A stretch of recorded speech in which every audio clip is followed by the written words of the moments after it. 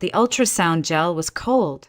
I flinched slightly as the doctor pressed the transducer onto my belly, her gentle smile trying to ease the tension I couldn't hide. I stared at the monitor, eyes wide, heart pounding. 20 weeks. Today was the day I would finally find out if I was carrying a boy or a girl, and Gavin had promised he would be there for this moment. But his chair beside the exam table was still empty. "We'll just get started," the doctor said kindly. "He might still make it." I nodded and tried to smile. I wasn't angry, at least not yet. As the grainy black and white image flickered to life on the screen, I felt a swell of something I couldn't name. Wonder, fear, awe. The doctor pointed things out with practiced precision. "There's the head, spine looks perfect. And here, see that movement? That's your baby stretching." My throat tightened. My child, the tiny person I dreamed about for months, was real, alive, squirming inside me. I gripped the paper sheet draped across my thighs and whispered, "You're doing great, baby." The doctor paused. "Would you like to know the sex?" My breath caught. I nodded. She adjusted the probe, squinted at the screen, and smiled. "Congratulations. It's a boy." For a second, the world just stopped. My lips trembled. I blinked fast. A boy. I whispered the word to myself like a prayer. Gavin was going to be thrilled. He'd always talked about teaching his son to throw a football, to fix up old cars, to be a man's man, but with feelings, he joked. We'd even picked out a name, Lucas. I wiped my belly and pulled my sweater down, heart still racing. The doctor handed me a printout of the ultrasound image, and I clutched it like it was made of gold. I stepped out into the hallway of the clinic, already pulling out my phone to call Gavin. No answer. I texted, "It's a boy. Meet me in the lobby." Still nothing. Maybe he was just parking. I decided to go find him. The clinic was bright and modern, its halls filled with light from tall windows and the scent of flowers near the reception area. I turned the corner toward the elevators, slowing my pace as I scanned for Gavin's familiar frame. That's when I heard it. His voice, low, urgent, coming from the end of the corridor, near the vending machines. "We have to be more careful. She's getting suspicious." I froze. Every part of me went still. I inched closer, the photo of Lucas crinkling slightly in my hand. "You're overreacting," a woman replied. Familiar voice. So familiar it made my skin go cold. "She has no idea. Trust me." Sierra, my best friend. I pressed my back against the wall, holding my breath. I could barely hear over the blood rushing in my ears. "I'm serious," Gavin hissed. "You're 4 months now. It's only a matter of time before people start noticing." "Then I'll say it's someone else's," Sierra snapped. "She won't question it. She's too trusting." "For months?" I staggered a step back, then forward again, my balance wavering. My vision blurred for a second, and I had to blink hard to stay upright. I wasn't mishearing. Gavin. And Sierra. For months. A baby.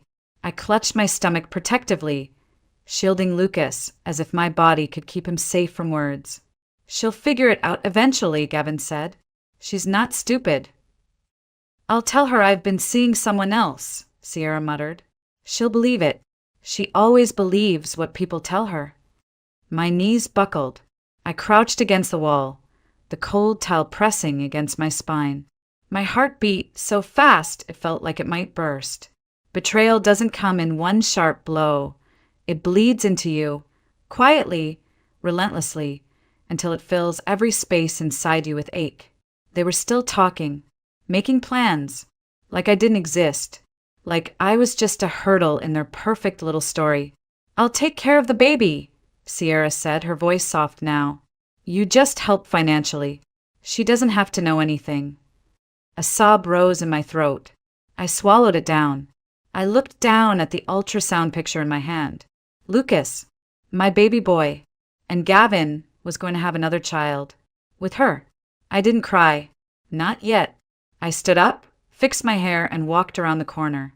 "Hey, babe," I said, smiling like nothing had shattered inside me. "You're not going to believe what I just found out." Gavin spun around the second he heard my voice. He looked startled, too startled, but he recovered quickly, that signature smile slipping onto his face like it always did.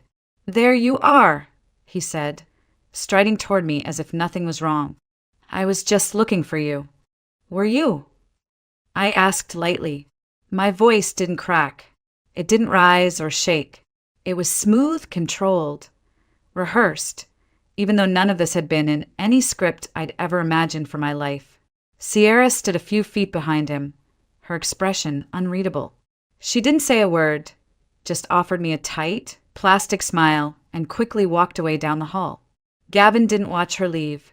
He turned all his attention to me, to the photo in my trembling hand. "Well," he asked, his eyes sparkling with excitement. "Is it?" I handed him the picture. He looked at it, then gasped. "A boy." His face lit up. "Lucas. Our Lucas." I knew it. He reached out and wrapped his arms around me, lifting me slightly off the ground. I forced a laugh. My face pressed against his shoulder, and for a second, I inhaled the familiar scent of his cologne. Citrus and sandalwood, the scent I once loved. Now it made my stomach twist. He kissed my temple.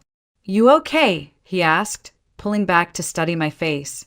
"You look pale." "Just tired," I murmured. "Long morning." "Of course. Come on, let's go home. We'll celebrate properly. You want pancakes or steak? You can have anything you want today." He looked so happy, so genuinely elated. I almost wondered if I'd imagined it all. Almost. But then I remembered Sierra's voice, the way she said, "She always believes what people tell her." And I remembered Gavin's face when he said, "For months now." No, I didn't imagine any of it. I sat beside him in the car, staring out the window as Boulder's late autumn streets rolled by. Leaves blew in soft spirals across the pavement. The world outside looked exactly the same as it had this morning. But inside me, everything had changed. Gavin hummed to a country song on the radio. He drummed the steering wheel with his thumbs.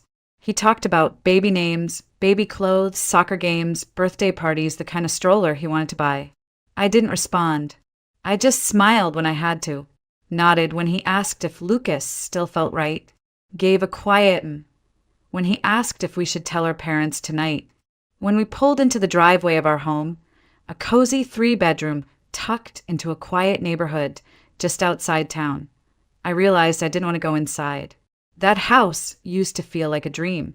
Now it felt like a stage, and I was the actress trapped in a play I never auditioned for. "I'll start dinner," I said once we were inside. "You should rest. You've had a long morning, too. Don't be silly. Let me help." "No," I said too fast. Then softened. I'd rather just do something with my hands. It calms me." He kissed my cheek and disappeared into the living room. I could hear the television come on, the low hum of a football game. I stood in the kitchen and peeled potatoes with robotic precision. My hands moved.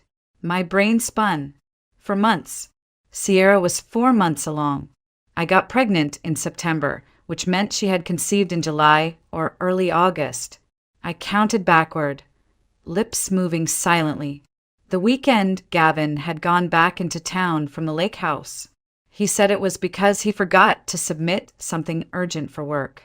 He was gone 2 nights. I'd thought nothing of it at the time. I'd even teased him when he came back, "Don't fall in love with your spreadsheets." He hadn't fallen in love with spreadsheets. He'd fallen into bed with Sierra. The knife slipped, nicking my finger. I stared at the blood bead forming on my skin, bright and sharp. But I didn't flinch. I pressed a paper towel to it and kept going. Gavin walked in a few minutes later, sniffing the air. "Smells amazing," he said. "You're incredible. Honestly, I don't know how I got this lucky." I turned my back to him, stirring the pan so he wouldn't see the tremble in my shoulders. I was going to vomit. He came up behind me, slid his arms around my waist, and pressed a kiss to the back of my neck. "I can't wait to meet our son," he whispered. You're going to be such a good mom." I closed my eyes and swallowed the scream lodged deep in my throat. That night, I barely slept. Gavin curled around me like always, his hand resting protectively on my stomach, like some kind of noble guardian. But I couldn't breathe. I lay there wide-eyed, staring at the ceiling, listening to the rhythm of his breathing. Calm, steady, deceitfully peaceful. How could he sleep so soundly knowing what I knew now? How could he hold me like that when just hours ago he was talking to my best friend about hiding her pregnancy? I watched the shadows shift across the ceiling and tried to remember what it felt like to love him, really love him. But something inside me had cracked so violently, so suddenly, and I couldn't find the pieces anymore. At sunrise, I slipped out of bed. I padded barefoot to the kitchen, made a pot of tea, and sat in the silence of our home like a ghost. Every corner of that house held memories. Our engagement on the back porch, the nursery we'd only just started painting, the wall of sticky notes Gavin used to leave me every morning, little love notes taped to the fridge. I used to think that was love. I used to think we were real. But real love doesn't hide children. When Gavin finally stirred, he came into the kitchen yawning, rubbing his eyes, and smiled at me like nothing had happened. "Morning, babe. You okay?" I nodded. Just couldn't sleep. Too much on my mind. He leaned down to kiss my forehead, and I didn't flinch. That scared me more than anything. I didn't flinch because I didn't feel anything at all. Later that morning, I opened my laptop and stared at a blank document for nearly 10 minutes before I finally started typing. It wasn't a letter. It wasn't a list. It wasn't even a plan. It was just a stream of consciousness pouring out like water from a cracked pipe. Everything I couldn't say aloud, I gave to the page. He betrayed me. She betrayed me. And now I'm supposed to pretend I don't know. I'm supposed to raise this child in the same house where that secret lives, like it's some dormant volcano no one wants to name. I wrote for hours. I paused only when Lucas kicked inside me, a sudden thump against my ribs that startled me out of my spiral. "Hey," I whispered, placing both hands on my belly. "I'm sorry. You didn't ask for any of this." He kicked again. Strong. Steady. I smiled through the tears I hadn't even noticed were falling. That afternoon, while Gavin was out on a grocery run, my phone rang. I checked the screen. Sierra Monroe. I almost didn't answer. My fingers hovered over the red button. But curiosity won. "Hey," I said, my voice hollow. "Madeline," she chirped. Oh my God, how did the ultrasound go?" I swallowed. "It's a boy." There was a pause, then a squeal. I knew it. Gavin must be over the moon. "He is." Another pause. "Listen, I was wondering if you wanted to meet up. I have some news too." "News?" "Well, I'd rather tell you in person." I already knew what her news was, but I wanted to see her. I needed to. I needed to look into her eyes and see whether any part of her felt guilty, whether any part of her remembered that we were supposed to be sisters. "Sure," I said. "Maple and pine at 4. "Perfect. See you then." The moment I hung up, my hand started shaking. That cafe was our place. The cozy corner table with the chipped sugar jar. The ivy in the window, we always joked, looked fake, but wasn't. It was where we used to dream up vacations we couldn't afford and talk about the men we loved, or thought we did. It was the one place that still felt untouched. Until now. When I walked in later that afternoon, Sierra was already there, sipping a latte, her cheeks glowing, her free hand resting gently on her stomach. She stood when she saw me. "Mads," she beamed, pulling me into a hug. "You look radiant." I hugged her back barely. She felt warm, familiar, and completely foreign. We sat. She leaned forward, her eyes bright. "Okay, so, there's this guy." I looked at her and smiled. "Tell me everything." And I meant it, because I needed to hear every single lie fall from her lips. She was glowing. That was the first thing I noticed. Sierra always had a way of looking effortlessly beautiful, like someone who never needed to try. But this was different. There was a light in her face that wasn't from foundation or a good night's sleep. It was pride, excitement, a kind of happiness I hadn't seen in her before, and I hated that I noticed. "So," she said, folding her hands on the table between us. Her nails were freshly painted, soft pink. "I know I've been vague, but I wanted to tell you in person. There's someone." I sipped my lemon tea slowly. "Someone serious?" Sierra blushed like a teenager. "More than serious. He's amazing, Mads. Kind. Generous. He says I make him feel alive again." I stared at her across the table, watching her speak with a kind of practiced sincerity, like she believed every word she said. Or maybe she really did. "And you're keeping it a secret because—" I asked. She tilted her head. "Well, it's complicated. He's married." I almost choked. Not from shock, I already knew, but from how casually she said it, like she was talking about the weather. "But he's leaving her," she added quickly. "It's been over for a long time between them. He just hasn't figured out how to tell her yet. She's very fragile." Fragile. I gripped the edge of the table beneath the linen cloth and pressed down hard. "Have I met him?" I asked. My voice was so steady, I almost surprised myself. Sierra hesitated.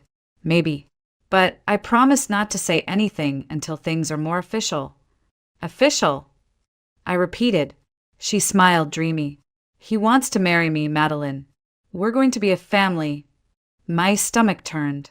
Lucas flipped inside me as if reacting to the absurdity of it all. "And he knows about the baby?" "Of course. He's been so supportive, buying vitamins, making sure I rest. He talks to the bump when he thinks no one's looking." She giggled. I stared at her. I couldn't see a trace of guilt, not even a shadow. "And his wife?" I asked quietly. "He says she's distant, cold, that they're just coexisting now. He's only staying for the baby. She's pregnant too, apparently. But he says it doesn't mean anything anymore." The audacity of it hit me like a slap. He told her I was cold, distant, that this child growing inside me, Lucas, was meaningless, just an obligation. I looked away, blinking hard. "Anyway," she continued, her voice light and breathy, "it's all finally falling into place. We're thinking of moving out of the city. A house with a backyard. A fresh start." I nodded slowly. "Sounds lovely." She beamed. "It will be. He deserves peace, you know. And I deserve to be chosen." I wanted to scream. "You were chosen the moment you said yes to ruining another woman's family. You were chosen when you let him touch you, knowing exactly who he came home to at night." But I didn't say any of that. Instead, I smiled. "Do you think he'll really leave her?" Sierra's expression faltered just for a second. "He said he would. He promised. He's just waiting for the right time." A flicker of doubt. It was there, barely visible, but I caught it. "And if he doesn't?" I asked. She shook her head.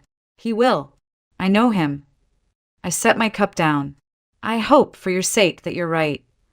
She reached across the table and took my hand. "I'm so glad I could tell you. You're the only person I trust with this." That line almost broke me. I'm the only person she trusts. Well, she carries the child of the man I married, the man I loved, the man who lied to both of us, and somehow convinced her that she was the victim in this mess. We paid the bill. She hugged me tight at the door, her voice sweet in my ear. "Don't tell anyone, okay?" I forced a smile. "Your secret's safe with me." Because I needed it to be. For now. When I got back home, the first thing I did was lock the bathroom door. I didn't want Gavin to see my face. I didn't want him to touch me, ask questions, or flash that charming, polished smile that used to disarm me so easily.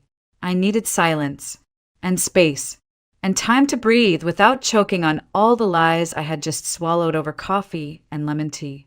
I sat on the closed toilet lid, clutching my stomach with both hands, rocking gently, as if that would calm the storm rising inside me. Lucas kicked once, then again, small thuds beneath my ribs like he could sense everything inside me unraveling. I whispered to him, "It's okay. Mommy's just tired. Just a little tired, that's all." But I wasn't tired. I was furious, and I was scared. The worst part was how good she had been at lying to me. Sierra hadn't stammered, hadn't hesitated, except once when I asked if he would really leave his wife. For a moment, I saw the girl I used to know, the one who cried at rom-coms and swore she'd never settle for someone who didn't love her out loud. But it disappeared just as fast as it came, buried under that self-congratulatory glow she wore now. She really believed Gavin was hers, and maybe he was. After dinner, Gavin curled up with me on the couch like nothing was wrong. He placed a hand on my belly and said, "Can't wait to meet this little guy." I nodded, letting him speak, but I barely heard his words. My mind was elsewhere, in a delivery room, in a courtroom, in a future that looked nothing like the life I'd built in my head. Later that night, while he snored softly beside me, I sat at the kitchen table with the lights off. I didn't want to cry. I didn't want to break. I wanted to understand. How long had it been going on? When did it start? How could he touch me and her and look both of us in the eye like nothing was wrong? And most of all, why didn't I see it coming? I had always prided myself on being observant, grounded. I taught high schoolers how to read between the lines of a story, how to spot the truth in fiction, and yet I had missed the biggest betrayal of my life unfolding right in front of me. My phone buzzed. A text from Sierra. "Today was so special. Thank you for listening. I feel like I can finally breathe again." I stared at the message for a long time, then turned my phone face down on the table. Around 2 a.m., I finally collapsed into bed. I didn't sleep. I hovered in that strange space between dreaming and waking, where thoughts repeat in loops and emotions blur into numbness. By morning, I knew I couldn't stay in that house another day without going insane. I needed air. I needed truth. I needed my mother. Gavin was still asleep when I dressed quietly, packed a small bag, and slipped out the front door. I didn't leave a note. I didn't send a text. I just got in the car and drove. The roads were quiet.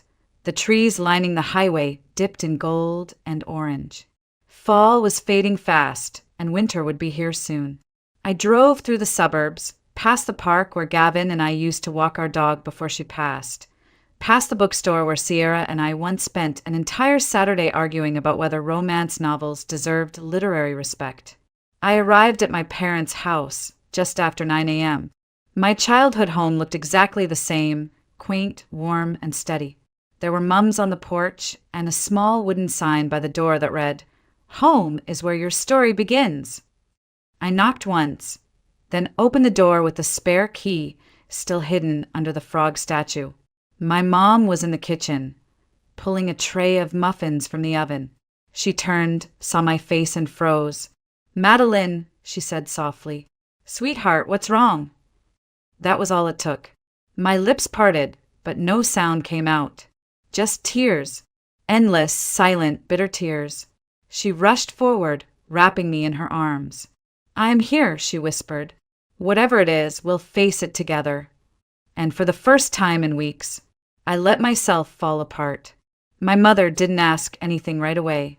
She just sat me down at the kitchen table, poured a cup of tea like she always did when life got hard, and placed it in front of me with both hands. "You don't have to talk yet," she said gently. "Just breathe." I did. I tried, but the words kept forming in my chest like a pressure valve about to blow. "He's cheating on me," I whispered. She didn't blink, didn't gasp or drop her mug. She just sat quietly, her eyes never leaving mine. With "Sierra," I added, and that name broke something loose inside me. Mom's breath caught. "Sierra? You're Sierra." I nodded, too ashamed to cry again. Her face tightened, not with shock, but with fury. "How long?" "For months," I said. "She's pregnant. It's his." She covered her mouth, her fingers trembling. "Oh, honey," I laughed. It was bitter and sharp and nothing like joy. And the best part? They were planning to keep it from me. He promised to support her financially, but to keep it quiet. I overheard them after my ultrasound.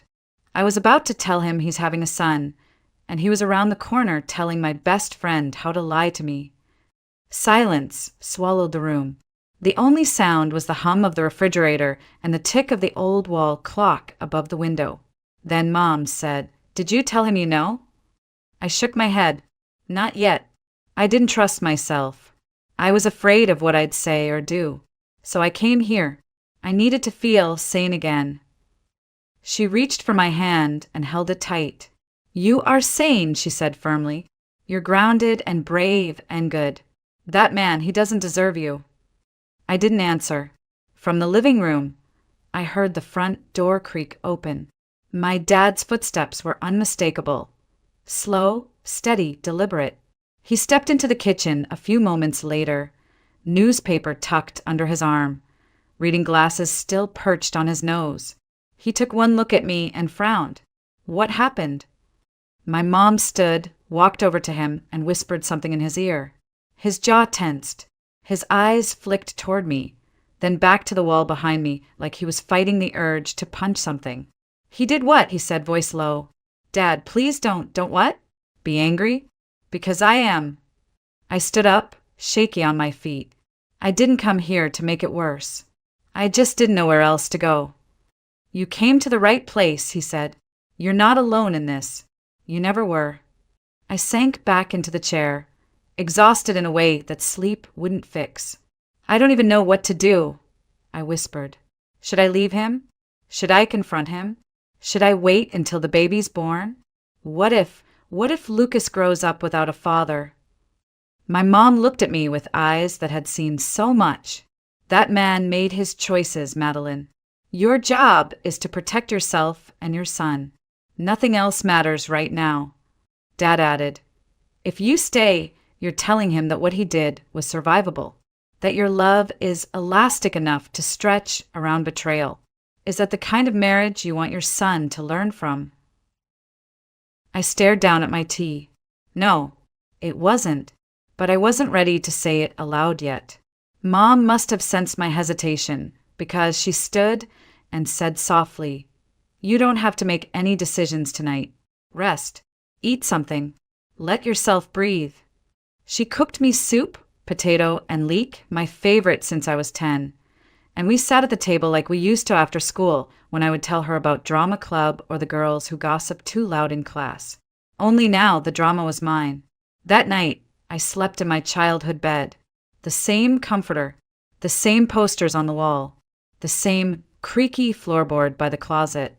But I wasn't the same girl who had once dreamed of fairy tale love. I was a woman now, a mother. And in the morning, I would stop pretending I wasn't broken.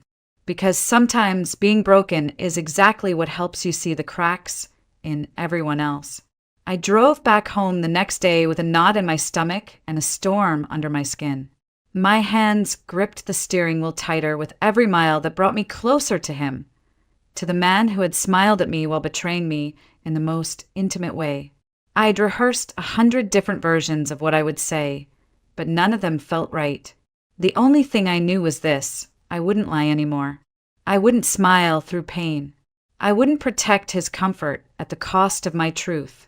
When I walked through the front door, Gavin looked up from the couch like he hadn't even noticed I was gone for hours. He was in sweatpants, his laptop open, a half-eaten sandwich on a plate next to him. "Hey, babe," he said, standing. "Where'd you go?" I tried calling. "I was with my parents." He blinked. "Everything okay?" "No," I said calmly. "We need to talk." He froze for a second, then shut his laptop slowly. "Okay, is something wrong with the baby?" "No, Lucas is fine." I placed my purse on the counter and looked him straight in the eye. "It's you who's the problem." The color drained from his face. I didn't flinch. "I know about Sierra," I said. "I heard everything. At the clinic, you weren't exactly whispering." His jaw tightened. "Madeline, you don't get to explain it away," I snapped. "I heard you. Every word. The part where you said, I'm getting suspicious. The part where she said she'd lie to me. The part where you agreed to support her quietly. He opened his mouth, closed it again, then finally said, It's not what you think. I laughed. It was cold and ugly. Really? Then please, tell me what exactly I misunderstood. It just happened, he muttered. It was one time. A mistake. She said she was on birth control. For months, I cut in. She's 4 months pregnant, Gavin. That's not one time. I didn't plan for this. No. You just planned to keep it secret. He rubbed his hands through his hair, pacing the living room like a man trapped in his own guilt. Look, I was going to tell you. Eventually. When? After Lucas was born? After Sierra's baby was in preschool? Were you just hoping I'd never figure it out? He looked at me, finally meeting my eyes. I didn't want to hurt you. That was what broke me. You didn't want to hurt me? I repeated. You had a choice every step of the way, Gavin. And every single time, you chose you. You chose the lie. He reached for me, but I stepped back. I'm leaving, I said. I've already packed a bag. I'm taking Lucas and going back to my parents' house. His face collapsed. Madeline, please. Let's talk this through. We are talking. You just don't like what I'm saying. I'll fix it, he promised. I'll end it with Sierra. I'll go to therapy. I'll do anything. You've had 4 months to do anything. You did nothing. He stood there, helpless, silent. I grabbed my overnight bag, my prenatal vitamins, my phone charger. My hands were shaking, but I didn't stop moving. And the baby, he asked quietly. You're going to keep me from my son? You want to be a father? Then act like one, I said. Go through the courts. File for visitation. Pay child support. You don't get to play happy family just because your affair blew up in your face. He reached for me again. Please, don't do this. I turned to the door. You already did it, Gavin, I said without looking back. Now you live with it. And then I walked out. The first night back at my parents' house, I slept more deeply than I had in months. Not because I wasn't hurting, God, I was, but because the mask had finally come off. No more pretending. No more performing. Just me and the truth. I woke up to the sound of my mom humming in the kitchen. The smell of cinnamon rolls drifting through the house like a memory from childhood. I lay there for a moment with my hand resting on my belly, feeling Lucas turn gently beneath my skin. We're okay, I whispered to him. We're going to be okay. The weeks that followed were quiet, but not empty. I focused on preparing for Lucas. My dad painted the spare bedroom a soft green, the color I'd loved since I was a little girl. My mom sorted through old baby clothes she'd kept from when I was born. She cried over a tiny pair of socks. I cried over everything else. Gavin called. I didn't answer. Then he emailed, texted, even sent flowers to my parents' house. White chrysanthemums, the same ones he'd brought to the hospital when my grandmother died. I didn't respond, because now I understood the difference between regret and responsibility. He wasn't sorry for what he'd done. He was sorry he'd been caught. One crisp April morning it happened. The contractions started slowly, just a dull ache in my lower back.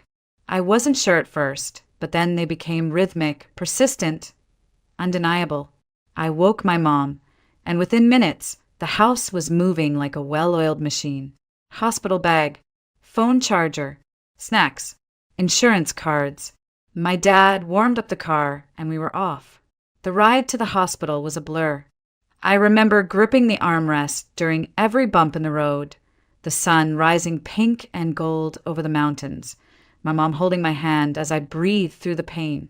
She whispered, "You're doing so well, sweetheart," and I clung to her voice like a lifeline. Labor was intense, but manageable. I focused on each breath, each push, each moment closer to meeting the boy who had been with me through every heartbreak. And then at 3:14 p.m., I heard him cry for the first time. Lucas, my son, My lungs collapsed with the weight of love and relief and disbelief all at once. They laid him on my chest, and I stared down at his tiny, wrinkled face. His little fists curled tight against my skin. "Hi," I whispered, stroking the damp fuzz on his head. "I'm your mom, and you're my everything." He blinked up at me, slowly, sleepily, then settled into my heartbeat like he'd been waiting for it all along. The nurses said he was perfect, healthy, strong, 7 pounds, 1 ounce, 10 fingers, 10 toes. I counted them twice just to be sure. My parents came in later with balloons and flowers and the softest baby blanket I'd ever seen. My dad teared up when he held Lucas, and my mom couldn't stop smiling. Gavin wasn't there. He didn't know I was in labor, and even if he had, I wouldn't have let him in that room. The next day, I signed the birth certificate. Lucas Gavin Pierce. I paused at the middle name, fingers hovering over the line, then wrote it anyway. He deserved to know who his father was, even if I'd never let that man define him. Back at my parents' house, we settled into a rhythm. Feedings, diaper changes, naps repeat. Lucas rarely cried. He loved being held. His favorite place was curled against my chest in the early hours of the morning, when the whole house was still asleep and it felt like it was just the two of us in the world. Gavin emailed again. This time he wanted to meet. He said he missed his son, that he wanted to step up. I forwarded the message to my lawyer. Let him show up in court. Let him prove it, because fatherhood isn't made of shared DNA or one-time apologies. It's made of presence and truth and work, and I was already doing all of that, alone. Lucas was nearly 6 months old when I saw her again. I hadn't planned for it. I hadn't even thought much about Sierra in those final months of my pregnancy, too focused on feeding, sleep schedules, and 1,000 little decisions that came with motherhood. But then one afternoon, while walking Lucas through the park in his stroller, I saw her. She was sitting alone on a bench near the duck pond, holding a small baby in her arms. Our eyes met. I froze. For a moment, I considered turning around, just walking the other way and pretending I never saw her. But something in her face stopped me. Not fear, not guilt, something closer to grief. I pushed the stroller toward her slowly. Lucas stirred, then dozed back off. When I reached the bench, I stood in silence for a beat. Sierra looked up at me. Her hair was pulled into a messy knot, and her eyes looked heavier than I remembered. "Hi," she said, her voice small. I nodded. "Hey." There was a long silence between us. The babies were the only sound, gentle coos, soft breaths, the rustle of blankets. "He's beautiful," she said, glancing down at Lucas. "Looks just like you." I sat at the far end of the bench. "Is that her?" Sierra nodded. "Emma. For months, last week." I looked at the baby girl in her arms. She had Gavin's chin, his eyes. I wondered if he'd met her yet. "She's sweet," I said quietly. "Thanks," Sierra whispered. "She cries a lot." I haven't slept more than 3 hours straight in months. I smiled, tired, understanding. "Yeah, same." More silence. This time it wasn't awkward. It was just real. "Finally," she said, "I wanted to call, to apologize, 100 times. But I didn't know if you'd ever want to hear from me again." I didn't answer, because the truth was I hadn't decided.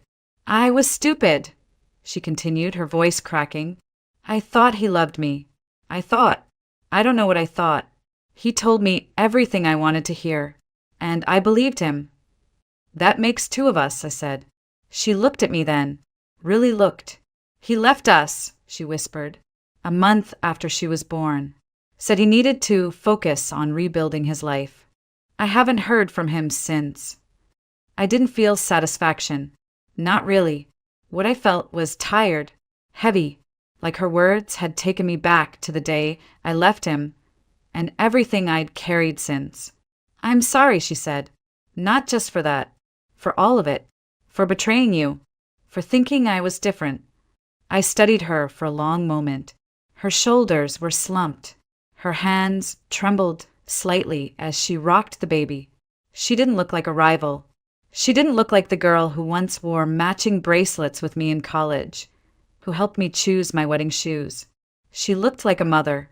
And like me, she was doing it alone. "I don't hate you," I said finally. I thought I did, but I don't. She turned her face toward me, surprised. "I don't forgive you either," I added. "At least not yet. Maybe not ever. But I'm not carrying it anymore." She nodded slowly. "That's fair." We sat there another 5 minutes, just listening to our babies breathe, watching ducks cut across the pond's still surface. Then I stood. "Take care of her," I said. "You too," she whispered. And I walked away, not in anger, not in bitterness, just done. Autumn returned quietly like an old friend. The leaves turned gold again, just like they had the year everything fell apart, but this time I wasn't breaking. I was still standing, stronger, quieter, steadier. Lucas had just turned 1. He was walking now, with the awkward, determined steps of a child who didn't know fear yet. His laughter filled the rooms of my parents' house like light. Every morning he pointed to the window and shouted, "But!" his version of bird. And every evening he fell asleep with his head tucked beneath my chin, like he belonged there. Because he did. I never went back to Gavin. The legal process had taken months, but it ended the way I expected. Gavin was ordered to pay child support, granted supervised visitation twice a month, which he used twice, then stopped showing up. No calls, no texts, no more white chrysanthemums. He vanished from our lives the way liars always do, quietly, like smoke from a fire already put out. And I let him. Sierra sent a photo once. Emma in a blue dress, clutching a stuffed bunny. There was no caption, just a picture. I didn't reply, but I saved it. Not for her. Not even for me. For Lucas, maybe. One day he might ask. I returned to teaching part-time that spring.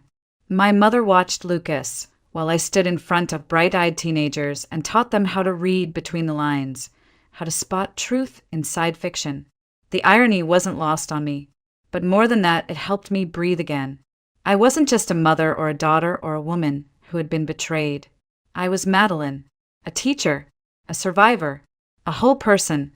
We moved out of my parents' house shortly after Lucas's 2nd birthday. Just a little rental on the edge of town, a white cottage with blue shutters and a crooked fence, but it was ours. On our first night there, I sat cross-legged on the living room floor eating pizza with Lucas, the box open between us, tomato sauce smeared on both our faces. He looked up at me, cheese stuck to his chin, and said, "Mama happy?" I laughed. It caught me by surprise. "Yeah, baby," I whispered. "Mama's happy." Sometimes people ask me if I've forgiven Gavin. I never know what to say. Forgiveness is a tricky thing. People like to think it's a finish line you eventually reach, like once you've crossed it, you're free. But I think forgiveness is more like a room you choose not to walk into, a door you keep closed, not because you're bitter, but because the air in there never made you feel like yourself. I don't need him to be sorry anymore. I don't need him at all. Because Lucas wakes up every day and shouts my name like it's the only one that matters. Because I can look in the mirror and not see someone broken, but someone rebuilt. Because the life I have now, it isn't flashy, it isn't perfect, but it's honest. And that's enough. One day, I'll tell Lucas everything. Not to make him hate his father, but to teach him what real love looks like. What real strength sounds like. How to never mistake quiet for weakness or kindness for permission. But for now, I let him sleep. I let him laugh. I let him grow in a world where truth is not something to fear, but something to trust. And every night when I tuck him in and kiss his forehead, I whisper the same thing. We made it. Because we did. And we always will.